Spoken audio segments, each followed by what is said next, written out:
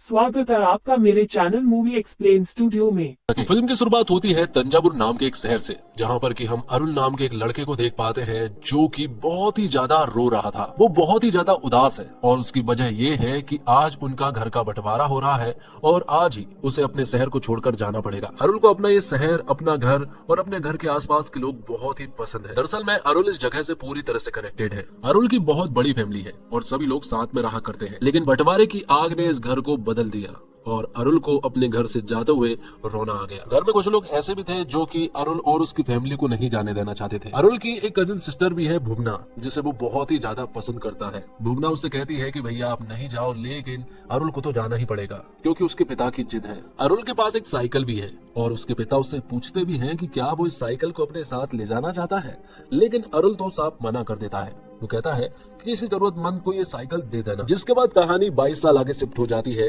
जब अरुण अब बड़ा हो चुका था और वो मदुरई में भी शिफ्ट हो चुके थे। अब हमें मालूम चलता है कि अरुण की शादी हो चुकी है और उसकी एक बेटी भी है। वो क्रिकेट का कोच है और बच्चों को क्रिकेट सिखाता है। लेकिन फिलहाल उसके पास एक शादी का इन्विटेशन आया है और वो दरअसल में तंजापुर से आया है। अपने चाचा की लड़की की शादी है, लेकिन अरुण वहाँ जाए या फिर ना जाए ये डिसीजन वो नहीं ले पा रहा था। उसकी बीबी उसे समझाती है कि तुम 22 सालों से अपने गाँव नहीं गए हो, तुम्हें वहाँ जाना चाहिए। उसकी बीबी उसे समझाती है कि अगर तुम वहाँ जाओगे तो तुम्हें अच्छा ही लगेगा। तो यहाँ अरुण अपनी बीबी की बात मान लेता है और तुरंत ही तंजावुर के लिए निकलने लगता है। बीच में उसे उसके पिता मिलते हैं और वो अपने पिता को भी बताता है कि वो शादी में जा रहा है। वो जाते जाते उसे अपनी घड़ी देते हैं, जिसके बाद अरुण अपने तंजावुर के लिए निकल पड़ता है, जहाँ पर कि वो 22 सालों के बाद पहुंचा था। वहाँ पहुंचने के बाद अरुण को बहुत ही अच्छा लगा था क्योंकि 22 सालों के बाद वो यहाँ पर आया था और उसकी यादें भी जुड़ी हुई थी। वो अपनी बीबी से बात करते हुए बता रहा था कि उसे यहाँ पर आने पर बहुत ही ज्यादा अच्छा लग रहा है। जिसके बाद वो बस से उस जगह पर जाने लगता है जहाँ पर कि उसके चाचा की लड़की की शादी है। जब वो वहाँ जा रहा था तो बस में उसे पांडु नाम का बस कंडक्टर दिखाई पड़ता है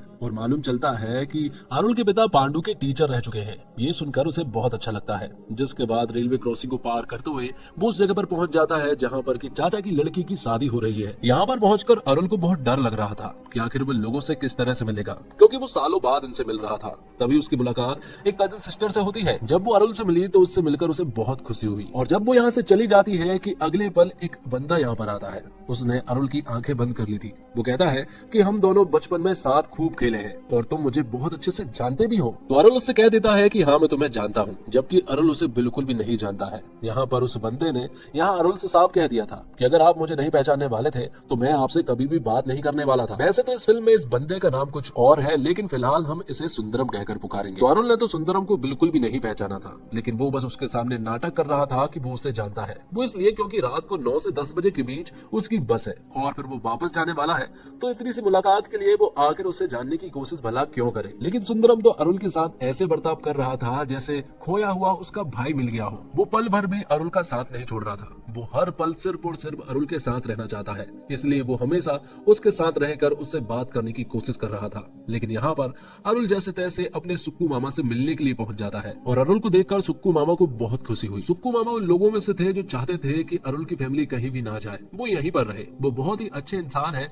और अरुण और उसके पिता को भी बहुत चाहते हैं। वो हमेशा उन्हें याद करते रहते हैं। और जब अरुण सुक्कू मामा से सुंदरम के बारे में पूछने ही वाला था कि तभी वो यहाँ पर आ जाता है। मालूम चलता है कि सुंदरम को यहाँ के सभी लोग जानते हैं और वो बहुत ही मस्तीखोर है और सभी लोग उसे बहुत चाहते भी है क्योंकि वो किसी भी बात का बुरा नहीं मानता है। जिसके बाद सुक्कू मामा यहाँ अरुण के पिता से बात करते हैं। वो उनसे कहते हैं कि अगर आप भी यहाँ पर आ जाते तो बहुत अच्छा होता। सुक्कू मामा यहाँ पर सैड हो जाते हैं और कहते हैं कि मुझे तो याद भी नहीं है कि लास्ट बार वो कब मिले थे और अब उसे मालूम भी नहीं है कि अब वो अगली बार कब मिलेंगे। इसी बीच अरुण ने कई बार कोशिश की कि वो सुंदरम के बारे में पता कर सके कि आखिर ये इंसान कौन है, लेकिन हर बार वो उसके आसपास रहता है, इसलिए वो नहीं जान पाता। जिसके बाद वो अपनी चचेरी बहन भुवना से मिलता है जिसकी शादी हो रही है और भुवना जब यहाँ अरुण भैया को देखती है तो उसे बहुत ही ज्यादा खुशी होती है और उसके आंखों से आंसू निकल आते हैं। अरुण ने उसके लिए काफी सारे गहने लेकर आया था और भुवना चाहती है कि ये सारे गहने अरुण भैया अभी उसे पहनाए।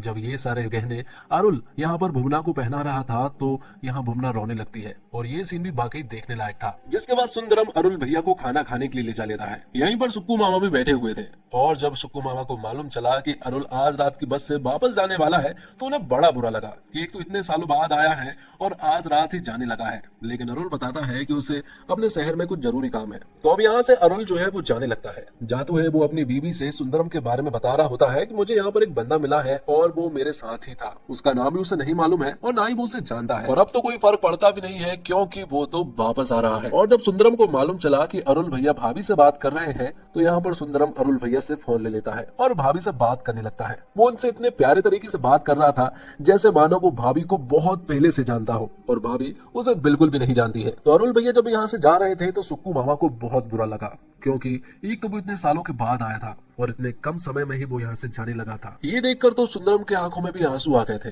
बीच रास्ते में वो अरुल भैया से कहता है कि यहाँ की चाय बहुत फेमस है, हमें यहाँ की चाय पीना चाहिए। लेकिन अरुल भैया कहते हैं कि वो लोग बस पकड़ने में लेट हो जाएंगे, इसलिए हमें चाय नहीं पीनी चाहिए। लेकिन सुंदरम की जिद के कारण अरुल भैया को यहाँ की चाय पीनी पड़ती है, क्योंकि वहाँ पर गुड़ वाली चाय थी। चाय पीकर जैसे ही वो लोग बस स्टैंड पर पहुंचते हैं तो मालूम चलता है कि बस थोड़ी देर पहले ही निकल चुकी है। ये देखकर तो यहाँ पर अरुल को बहुत गुस्सा आया था, क्योंकि सुंदरम की चाय की वजह से ही उनकी बस चूक गई है और अब अगली बस सुबह थी। लेकिन अरुल वापस तो नहीं जाने वाला था। सुंदरम उनसे कहता है कि आप मेरे घर चलिए, लेकिन यहाँ पर अरुल कहता है कि वो यहीं पर किसी आसपास के लॉज में रह जाएगा। सुंदरम उसे लॉज दिखाता है, लेकिन उन लॉज में बहुत ही ज्यादा गंदगी थी, जिस वजह से अरुल को वो लॉज बिल्कुल भी पसंद नहीं आता है और अब ना चाहते हुए भी अरुल को सुंदरम के साथ उसके घर जाना ही पड़ता है। तो जब वो लोग घर जा रहे थे तो यहाँ सुंदरम बहुत ही ज्यादा खुश था, क्योंकि यहाँ पर अरुल भैया उसके साथ है और वो उनके घर जा रहे हैं। वो अपनी बीवी के पास भी कॉल करके बता देता है कि वो अपने घर पर अरुल भैया को साथ लेकर आ रहा है। थोड़ी देर के बाद ही वो लोग सुंदरम के घर पर पहुंच जाते हैं।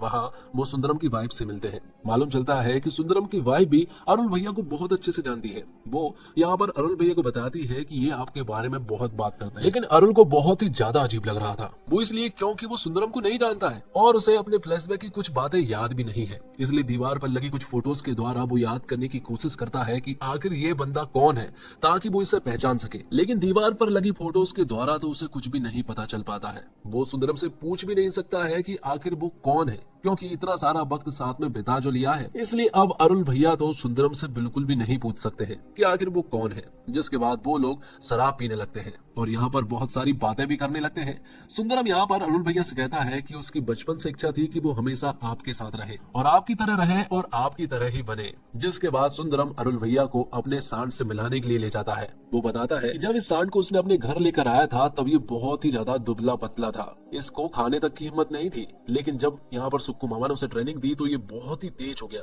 और फिर हमने इसे जल्लीकट्टू में लेकर गए। वहाँ इसने सबके छक्के छुड़ा दिए और एक से बढ़कर एक प्रतियोगिताएं जीती। हमने इसका नाम धोनी रखा है और हम सभी लोग इससे बहुत प्यार करते हैं। ये हमारे लड़के जैसा है। साथ ही यहाँ पर सुंदरम बताता है कि उसकी पत्नी जो है वो प्रेग्नेंट भी है और आपको जानकर हैरानी होगी कि मेरा जो बच्चा होगा उसका नाम भी आपके नाम पर ही रखा है, चाहे वो लड़का हो या फिर लड़की। पर ये सारी बातें सुनकर अरुल भैया को बहुत अजीब लग रहा था, क्योंकि उन्हें बहुत ही ज्यादा बुरा लग रहा था, क्योंकि वो सुंदरम को नहीं जानते। जिसके बाद सुंदरम बताता है कि जब आप स्कूल में थे तब आपके पास एक साइकिल रहा करती थी। जब आप मद्रास चले गए थे तो आपने साइकिल को यहीं पर छोड़ गए थे और कहा था कि किसी जरूरतमंद को ये साइकिल दे देना। और जब मुझे मालूम चला कि ये साइकिल हमारे पास आ रही है तो मैं बहुत ही ज्यादा खुश हुआ था। हम फैमिली के चारों लोग उस साइकिल पर बैठकर बहुत घूमते थे और बहुत ही ज्यादा खुश रहा करते थे। जब वो साइकिल मेरी जिंदगी में आई तो मेरी जिंदगी पूरी तरह से बदल गई थी। मैं हमेशा उस साइकिल का बहुत ख्याल रखता था और हर बार अस्त्रों की पूजा के समय मैं उसे भगवान की तरह पूजता था और अभी भी पूछता हूँ, क्योंकि वो मेरे लिए मेरी जिंदगी का हिस्सा है। ये बताते हुए वो इमोशनल हो जाता है। जिसके बाद सुंदरम यहाँ अरुल भैया को साइकिल दिखाता है और अरुल भैया कहते हैं कि इस बात पर तो एक एक बियर और बनती है। जिसके बाद वो उसी साइकिल से डैम पर जाते हैं और वहां जाकर खूब शराब पीते हैं। यहाँ पर अरुल भैया अपने बारे में भी बताते हैं। वो कहते हैं कि जिस तरह से ये साइकिल तुम्हारे लिए बहुत ज्यादा इंपॉर्टेंट है, उसी तरह से ये शहर मेरे लिए बहुत ही ज्यादा इंपॉर्टेंट रहा करता था। मैं इस शहर में बहुत ही ज्यादा खुश रहा करता था। हर एक छोटी चीज मेरे लिए मायने रखती थी और मैं सभी से बहुत प्यार किया करता था। सपने में भी कभी नहीं सोचा था कि एक दिन इस शहर को छोड़ना पड़ेगा। जिसके बाद वो वापस आने लगते हैं और दोनों यहाँ पर खूब डांस और एंजॉय करते हैं। ऐसा एंजॉय शायद अरुल भैया ने 22 साल पहले किया होगा। जिसके बाद वो लोग वापस आ जाते हैं और यहाँ सुंदरम अरुल भैया से कहता है कि जब से आप आए हैं तब से आपने एक बार भी मेरा नाम नहीं पुकारा है। कल जब आप घर जाएंगे तो हम तीनों को आपको आशीर्वाद देना होगा नाम के साथ। लेकिन सुंदरम की ये बातें सुनने के बाद तो अरुल भैया परेशान हो जाते हैं कि आखिर वो इसका नाम कैसे लेगा, क्योंकि वो तो इसे जानता भी नहीं है। वो इसका नाम पता करने के लिए घर में छानबीन करता है, लेकिन उसे कहीं भी सुंदरम का नाम नहीं मिलता है और ना ही उसे अपनी यादों के द्वारा सुंदरम की कोई बात याद आ रही थी। ये देखते हुए अरुल भैया को बहुत ज्यादा रोना आ रहा था, क्योंकि ये इंसान उसे भगवान की तरह मानता है और अरुल भैया को उसका नाम तक नहीं मालूम है। ये चीज वो नहीं देख पा रहे थे, इसलिए रात को ही वो यहाँ से चुपचाप निकल जाते हैं और रास्ते भर रोते रोते वो बस स्टैंड तक पहुंच जाते हैं। जैसे ही वो बस स्टैंड पर पहुंचे तो वहीं एक मंदिर भी था और वहीं एक फूल वाली दुकान भी थी। वो वहाँ कुछ पैसे देते हैं और कहते हैं कि पूजा करवा देना, लेकिन किसके नाम की पूजा करवाना है उसे नहीं मालूम है, क्योंकि उन्हें सुंदरम का नाम नहीं मालूम। लेकिन जैसे ही अरुण भैया यहाँ से वापस जाने लगते हैं तो वो रास्ते भर सिर्फ और सिर्फ सुंदरम की बातें ही सोच रहे थे। हमेशा सिर्फ और सिर्फ उसी की याद आ रही थी। वो सिर्फ एक दिन के लिए तंजावुर गए थे, लेकिन उन्हें ऐसा लगा कि शायद वो 22 साल सिर्फ इन एक दिन में जीकर वापस लौटे हैं। वो सुंदरम के बारे में अपनी बीबी को बताते हैं। वो बताते हैं कि सुंदरम उसे भगवान की तरह मानता है, लेकिन मैं तो उसका नाम तक नहीं जानता हूँ और ना ही रिश्ता कि वो आखिर मेरा लगता क्या है। उसने मुझसे जब नंबर मांगा था तो मैंने उसे नंबर गलत दे दिया कि आखिर भला वो किसी अनजान शख्स को अपना नंबर क्यों दे। उसका नंबर मेरे पास जरूर है, लेकिन मैं उसके पास कॉल नहीं कर सकता क्योंकि इतने समय में उसके साथ रहा, और अब मैं उसके पास कॉल कर कर पूछूंगा कि आखिर वो है कौन तो बहुत ही अजीब लगेगा, और इतनी हिम्मत तो मेरे अंदर है भी नहीं। ये सारी बातें यहाँ पर अरुल की बेटी सुन रही थी। तब मालूम चलता है कि जिस घर में अरुल रहता है वो किराए के घर है और अब वो इसे खरीदना चाहता है, लेकिन अभी भी 25 लाख रुपए कम पड़ रहे हैं। इसलिए यहाँ पर अरुल अपने एक बॉस के पास कॉल करता है और उनसे 25 लाख रुपए मांगता है और बॉस भी मान जाते हैं और वो उन्हें जल्द से जल्द 25 लाख रुपए दे देंगे। तभी यहाँ पर अरुल की बेटी अरुल के पास आती है और उनका मोबाइल लेती है और उनके मोबाइल फोन से वो सुंदरम के मोबाइल नंबर पर कॉल लगा देती है। वहाँ जब सुंदरम कॉल उठाता है तो वो पहचान नहीं पाता है, लेकिन बाद में जब अरुल भैया सुंदरम को बताते हैं कि वो अरुल भैया बोल रहे हैं तो ये सुनने के बाद तो सुंदरम बहुत ही ज्यादा खुश हो जाता है। वो उनसे बहुत गुस्सा था।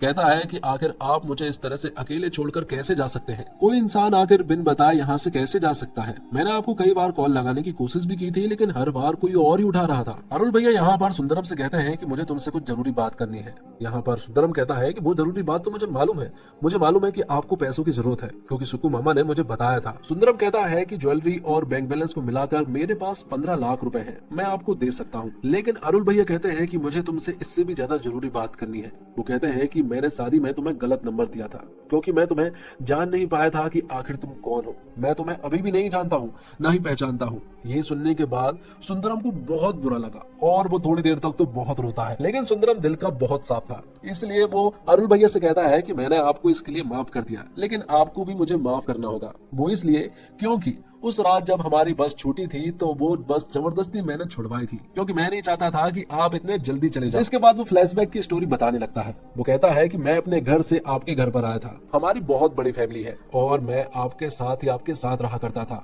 हम बहुत सारे लोग आपके साथ रहते थे, सारे बच्चे आपके साथ ही खेलना पसंद करते थे और आप सभी को बहुत अच्छे से खिलाते भी थे। जब हम लोग मार्केट जाया करते थे सब्जी लेने के लिए तो आप सभी को सब्जियों के नाम दे दिया करते थे ताकि हम लोग सब्जियों के नाम ना भूले। जैसे भुवना का नाम केला था और सुंदरम के बड़े भाई का नाम गोभी था, लेकिन आलू किसका नाम था ये बात अरुण भैया को नहीं मालूम थी। थोड़ी देर के बाद ही उन्हें याद आ जाता है कि आलू किसका नाम था, लेकिन वो सुंदरम से कहते हैं कि ये चीज तो मैं तुम्हें मिलकर बताऊंगा। लेकिन उनके बीच में अब सब कुछ ठीक हो गया था। सुंदरम ने तो उन्हें पहले से ही माफ कर रखा था, इसलिए कुछ दिनों के बाद तंजावुर जाते हैं तो वो सबसे पहले सुंदरम के घर पर पहुंचते हैं। वो सबसे पहले यहाँ मंदिर पर आरती करवाते हैं और तुरंत ही सुंदरम के घर पर पहुंच जाते हैं। बहुत देर तक तो वो दरवाजा नहीं खोल रहा था, लेकिन आखिर में जब यहाँ पर अरुल भैया ने सुंदरम का नाम पुकारा तो यहाँ पर सुंदरम ने तुरंत ही दरवाजा खोल दिया और मालूम चलता है कि सुंदरम का नाम दरअसल में म्याडगन था। और इसी के साथ ये प्यारी सी पिक्चर यहीं पर समाप्त हो जाती है। IMDb पर इस फिल्म को 8.5 की धमाकेदार रेटिंग मिली है। इस फिल्म को देखते वक्त आपको बहुत ही ज्यादा खुशी मिलेगी, हर वक्त आपके चेहरे पर एक स्माइल बनी रहेगी। 2 घंटा 40 मिनट की ये फिल्म आपको कहीं पर भी 1% भी बोर नहीं करेगी और आपको ऐसा बिल्कुल भी नहीं लगेगा कि ये फिल्म इतनी बड़ी है, जबकि आपको लगेगा कि ये फिल्म बस खत्म ही ना हो। उम्मीद करता हूँ दोस्तों आपको वीडियो पसंद आई होगी। वीडियो अगर अच्छी लगी हो तो वीडियो को लाइक करके चैनल को सब्सक्राइब जरूर कीजिए।